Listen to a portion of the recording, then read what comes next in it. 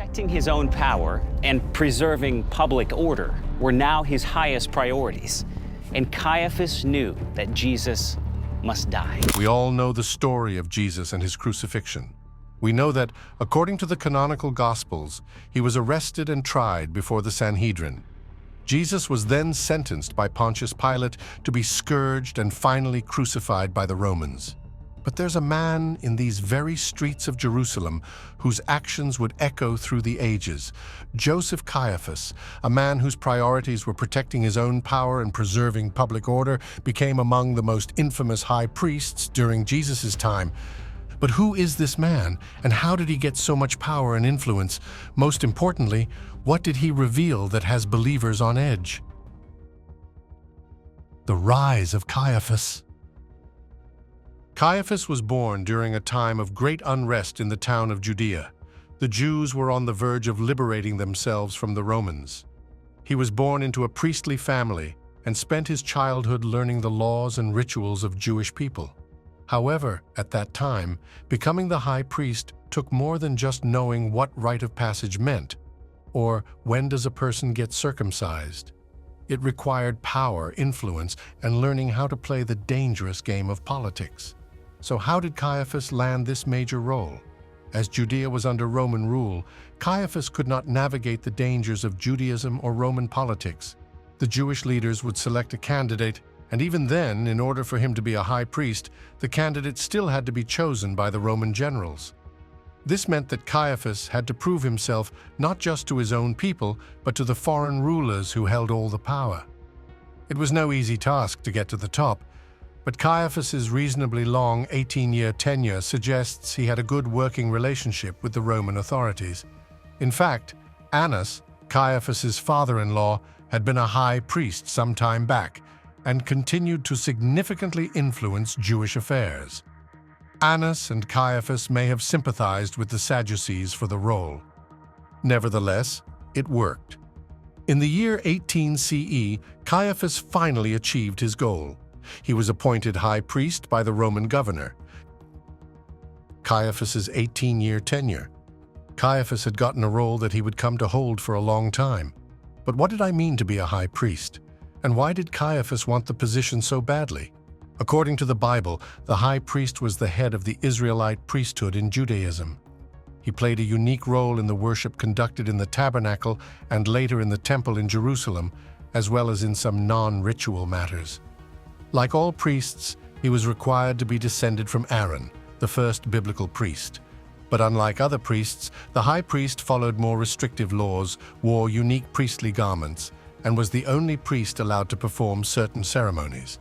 Okay, so it was a big deal. How did Caiaphas handle it? Caiaphas seemed to enjoy his role. Having to preside over the most important religious ceremonies made him feel powerful, and he loved it. Ceremonies such as the Day of Atonement, when he alone would enter the Holy of Holies to make atonement for the people's sins, gave him a sense of power and responsibility which he had been raised for.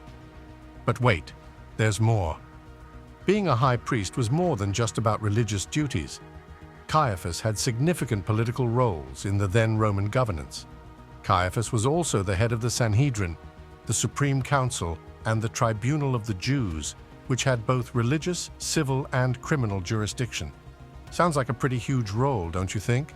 No wonder Caiaphas wanted it so bad. In a sense, Caiaphas was like a bridge between the Jewish people and their Roman rulers. He was constantly trying to balance the needs of the Jewish people with the demands of Roman authorities. The people of Judea were getting tired of being led by the Romans, someone who would free them from their oppressors, a Messiah maybe. But this wasn't going to be easy. The Romans were not going to let it. They were on the constant lookout for anyone who would as much as try to start a rebellion against their control. Imagine being poor Caiaphas, having to keep the peace to satisfy the Romans while listening to the cries of the people and, at the same time, maintaining his authority and respect among the people. It was a risky role, but Caiaphas managed quite well. He came up with a way to use the position to his advantage. During his tenure, he formed allies with wealthy and powerful Jewish families and always tried to maintain a good working relationship with the Roman governors. According to the Gospel, The priesthood became increasingly wealthy and influential under Caiaphas's rule. But remember, as much as they were getting favors from the Roman governance and boosting their power and influence in Judea, many people who were still being oppressed grew resentful of the priesthood. They perceived the priesthood's wealth as a result of corruption and unjust means. They saw Caiaphas and his fellow priests as being more concerned with maintaining their own power than truly serving God and the people. Just in the middle of the mistrust between the people of Judea and their supposed leaders, a new name would emerge that would end up challenging Caiaphas and his council of chief priests. A teacher from Galilee. The last thing Caiaphas needed during this time was a charismatic preacher with a growing following, and that was exactly who Jesus was. But didn't Caiaphas ever hear of this Jesus? Well, as chief priest, Caiaphas must have heard about Jesus and his teachings, but he dismissed him as a challenge, claiming that maybe he was just another wandering teacher. Little did he know that this wandering teacher would have a population so big that it would challenge his very role as chief priest. As Jesus continued to perform miracles and teach the masses throughout the region, his popularity grew, and so did his following. Caiaphas's concern intensified when they saw that Jesus' teachings, which mostly challenged the temple's authority, had gained so much liking among the people. He must have flipped on hearing the stories of what Jesus did, how many people he healed, and what he taught about the temple. Stories such as when Jesus was angry and overturned the tables of the money changers who had set up camp in the temple, and Jesus' triumphant entrance into Jerusalem must have made Caiaphas more interested in Jesus. Caiaphas had to sit down with the other chief priests and Pharisees to discuss what to do about Jesus, whose influence was spreading by the minute. They worried that if they let him go on like this, everyone would believe in him and might end up forming an uprising against the Romans. Caiaphas was scared that if the Romans got word of Jesus' development, they would destroy the temple and the entire city of Judea. He had to do something about it. But what? Caiaphas confronts Jesus. Jesus was more than just a wandering teacher. He was more of a threat to the delicate balance of power and religion that Caiaphas worked so hard to maintain. Was this humble teacher that dangerous? Jesus spoke the truth and used parables to refer to different situations. Most of his teachings, however, seemed to challenge the very foundations of the temple's authority. Jesus spoke of a more direct relationship with God, and his teaching spread that everyone had a personal connection with God, meaning that the elaborate rituals and sacrifices that were being misused by the priestly class were no longer necessary. For Caiaphas, this was more than just a disagreement on religious practices. He took it as an attack on him and his fellow priests. It was a threat to his entire way of life and his position of power. Moreover, the more Jesus attracted huge crowds, his teachings would continue to spread. There's one particular teaching that is believed to be a direct attack on Caiaphas, the teaching of the rich man and Lazarus. Do you remember this story from Sunday school? In the Gospel of Luke, chapter 16, Jesus tells the parable of the rich man and Lazarus. In the parable, a rich man ignores a beggar named Lazarus, who used to beg at his gate. When they both die, Lazarus is taken to Abraham's side, which is heaven, while the rich man is sent to Hades. The rich man begs Abraham to send Lazarus to warn his 5 brothers so they won't end up in the same place of torment. However, Abraham replies that the brothers have Moses and the prophets to listen to, and if they do not listen to them, they will not be convinced even if someone rises from the dead. According to Claude Drieu, a French priest and popular religious writer, this parable indirectly criticizes Caiaphas, the high priest, and his family. He suggests that the rich man in the parable may symbolize Caiaphas, while the 5 brothers could represent Caiaphas's 5 brothers-in-law, sons of Annas. If this is how Caiaphas perceived it, it would have been highly alarming, don't you think? Jesus, whom they once thought to be just another teacher, was gaining many more followers than they could anticipate, and this news could easily spark a huge uprising in a land that was already simmering with rebellion against Roman rule. Caiaphas was not willing to take any chances. As Passover approached, tensions in Judea had reached an all-time high. Caiaphas made a plot with members of his clergy to arrest Jesus. According to the Gospel of John, Jesus is brought before Annas, whose palace was closer for questioning. Annas then sent him on to Caiaphas, who makes a political calculation, suggesting that it would be better for one man to die than for the whole nation to be destroyed. To Caiaphas, it didn't matter if the man was innocent or not. He rather sacrificed himself for the sake of the nation and his role. So now that he had a solution, how was he going to execute it? Judas Iscariot betrays Jesus. Most of us already know the story of Jesus' arrest. We know that it would not have been possible without Judas Iscariot betraying him. There are several accounts as to why Judas betrayed Jesus according to different texts. In the earliest account, in the Gospel of Mark, when he goes to the chief priests to betray Jesus, he is offered money as a reward, but it is not clear whether it was the money that motivated him to do so. In another account, in the Gospel of Matthew, however, Judas asks what they will pay him for handing Jesus over. This means he did it for money. On the other hand, in the Gospels of Luke and John, it is said that the devil possesses Judas and leads him to offer to betray Jesus. These Gospels, that of John in particular, account for Judas being something like the treasurer of the 12 apostles and used to steal from the savings. Most people interpreted this as suggesting that Judas thought he could get the money for betraying Jesus without Jesus being killed, and in turn, he would escape just like he had done many times before. Whichever the account, one thing remains constant in all of them. Caiaphas had a hand in it. There has also been a suggestion that Judas, in agreement with Caiaphas's understanding, expected Jesus to form a rebellion to overthrow Roman rule in Judea. In this view, Judas chose to betray Jesus not so much because he loved money, but because he loved his country and thought Jesus would cause the Romans to destroy it. There was no going back for Caiaphas now. So, how did the plan unfold? The arrest? Judas had done the unthinkable by betraying his master, and there was no turning back. According to the Gospel, after Jesus had the Last Supper with his disciples, he went out to Gethsemane, a garden located at the edge of Jerusalem. At the garden, he leaves the group to pray privately. According to the Gospels, Jesus foresaw the betrayal and allowed it in order to fulfill the will of God.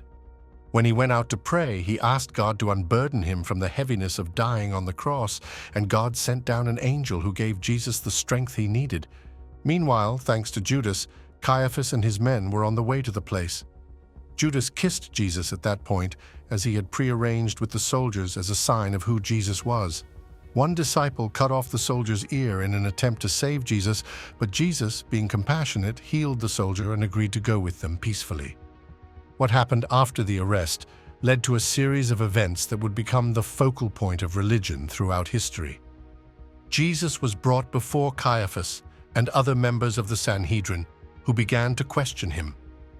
Imagine the tension in that room, with the high priest who was willing to do anything to keep his power on one end, and the Son of God, humble as he was, but always willing to tell the truth. At first, Jesus remains silent throughout the proceedings until Caiaphas starts asking his questions in a futile attempt to find evidence to convict Jesus. He asks Jesus if he is the Messiah, the Son of God. Jesus replies, "The words are your own, and you will see the Son of Man seated at the right hand of power and coming on the clouds of heaven." Caiaphas, being challenged by this response, termed it blasphemous. During that time, crimes such as blasphemy were considered grave. That's why they didn't hesitate to sentence Jesus to corporal punishment for his crime. The high priest and the Sanhedrin didn't have the right to sentence Jesus to death. That was the job of the Romans. They had to arraign Jesus before Pontius Pilate, the Roman governor of Judea, who first told the priests to judge Jesus themselves.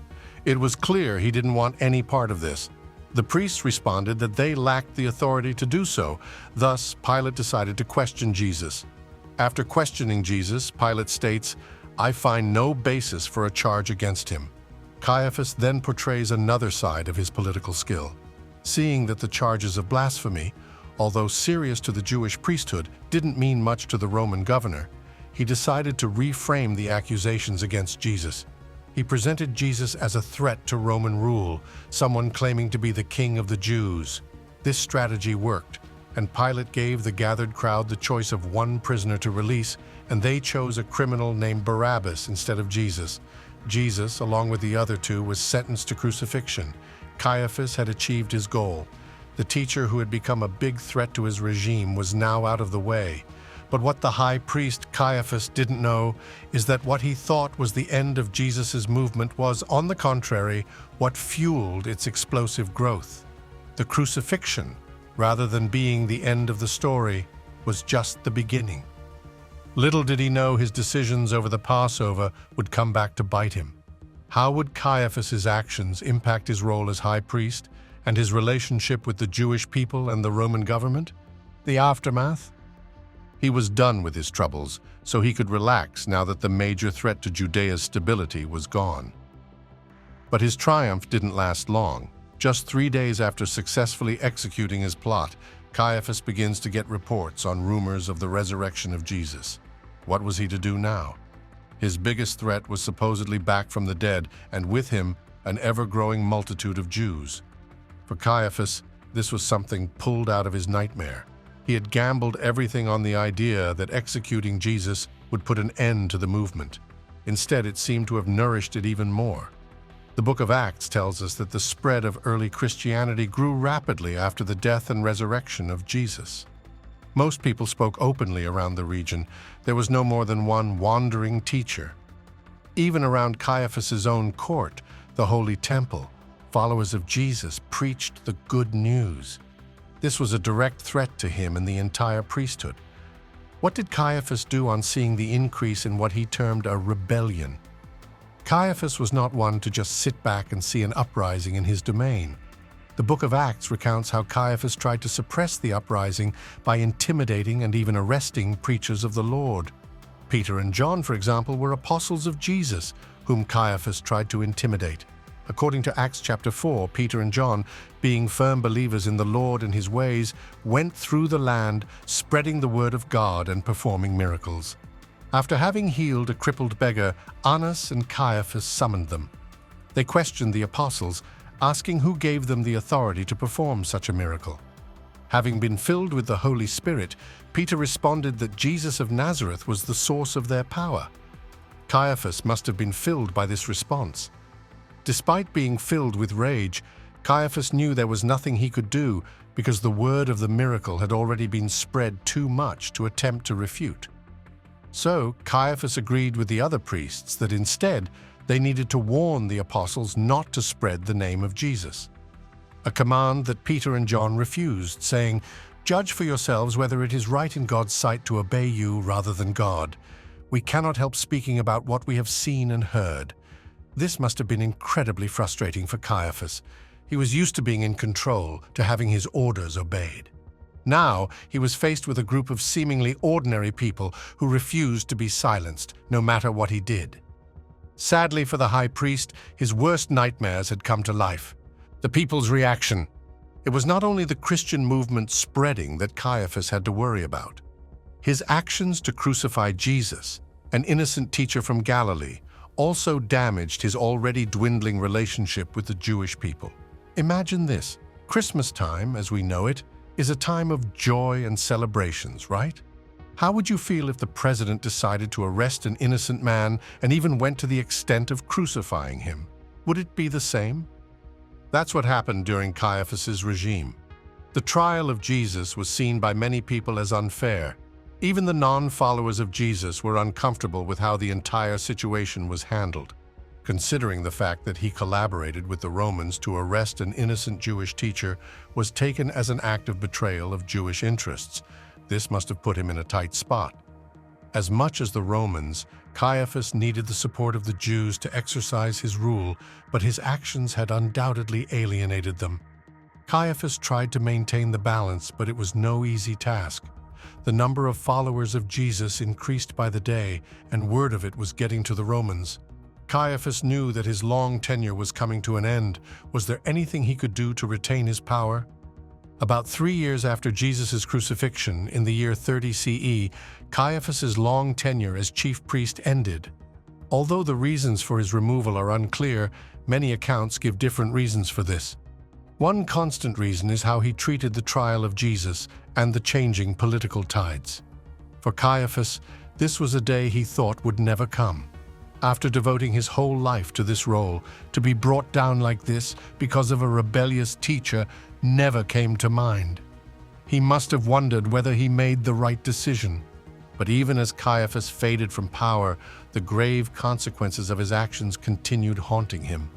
The movement he had tried to suppress was spreading beyond Jerusalem, beyond Judea, to the wider Roman world. Caiaphas had failed to establish his rule and eliminate what would turn out to be the cause of his downfall. Now, what had become of him? Was this it for Caiaphas? Findings of Caiaphas's remains? In the following years, after his 18-year tenure, Caiaphas's name was forever linked to Jesus as the man who ordered the execution of the Messiah. Many people didn't know about his life after his reign until many centuries later, when one of Caiaphas's most exciting archaeological discoveries was discovered. In 1990, archaeologists excavating a burial cave in the Peace Forest area of Jerusalem discovered an ossuary, a limestone bone box with inscriptions curved onto the sides that baffled them. The archaeologists discovered the words, "Joseph, son of Caiaphas," inscribed on the sides of the box. Was this referring to the one, Caiaphas, who crucified Jesus? Scientists and historians across the globe have reason to believe that this inscription referred to the same Caiaphas who tried Jesus. The find was groundbreaking, as for the first time, we had physical proof that was linked to the infamous high priest who played such an important role in the crucifixion of Jesus, the man from Galilee. Inside the box, the archaeologist uncovered what was later found to be the bones of a man aged approximately 60 years. Like any other archaeological discovery, the ossuary raised many questions among other historians and religious scholars.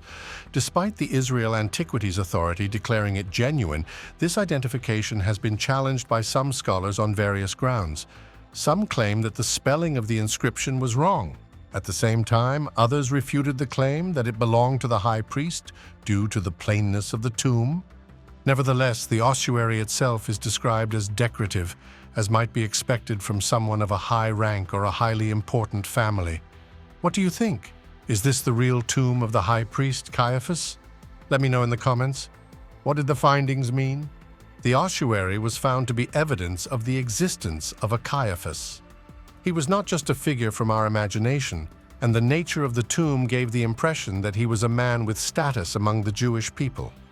The bone box was fully decorated with ornaments, with complex floral patterns carved into its surface, indicating that it belonged to a wealthy and influential member of the community. Apart from this, the ossuary also gave insight to the beliefs and cultural practices of ancient Jews. The use of ossuaries was common among wealthy Jews in the 1st century CE. According to literature books, Jewish burial customs were varied, differing based on class and belief. For the wealthy, the deceased are laid in a tomb, which was the primary burial place. After the body decomposed and only bones remained, the bones were placed in boxes called ossuaries for safekeeping. These ossuaries were almost entirely made of limestone and were decorated with intricate geometric patterns. Many ossuaries, either plain or decorated, often featured inscriptions on them identifying the deceased and sometimes his social status. This practice reflects beliefs about the afterlife and the importance of proper burial in Jewish tradition. If the ossuary of Caiaphas was intriguing to you, wait till you see what archaeologists found next that is believed to have links with the high priest. Steps leading to Caiaphas's house. Apart from the ossuary, another important archaeological find related to Caiaphas is the ancient steps leading to the house of Caiaphas. Found on Mount Zion, these steps are believed to be the very ones Jesus would have climbed when he was brought to Caiaphas for questioning. The site, now known as the Church of St. Peter in Gallicantu, has been a place of pilgrimage for centuries. Many people visit this place today to get a tangible connection to the events that took place during Jesus' trial and crucifixion. Excavations have since been done around the area and have revealed a complex of ruins dating back to the 1st century. Although it's not clear if this was actually the house of the chief priest, Caiaphas, archaeological evidence, including what may have been a guardroom and even a dungeon, suggests that the residence belonged to a person of high status during the time of Jesus. View of Caiaphas. In Jewish history, Caiaphas is often viewed more neutrally. He's seen as one in a line of high priests who had to work hard in order to make it as a ruler during the difficult Roman rule in Judea.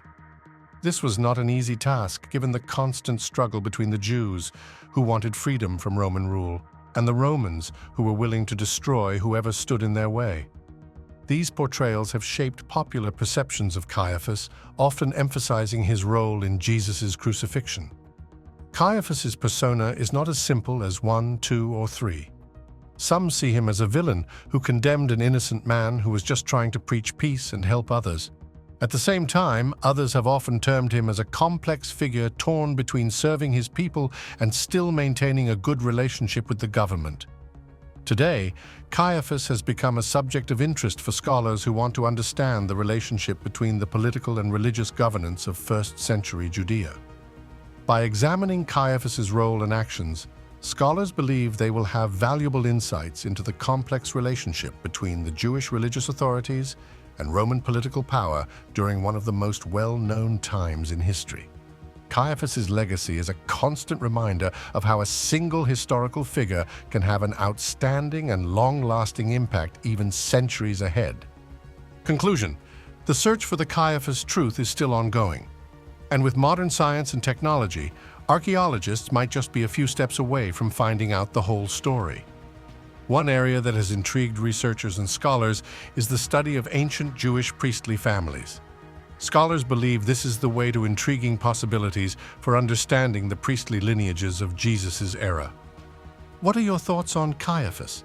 Are you part of the group that labels him as a cold-hearted, selfish villain, or would you rather justify his actions due to Roman rule in the town of Judea?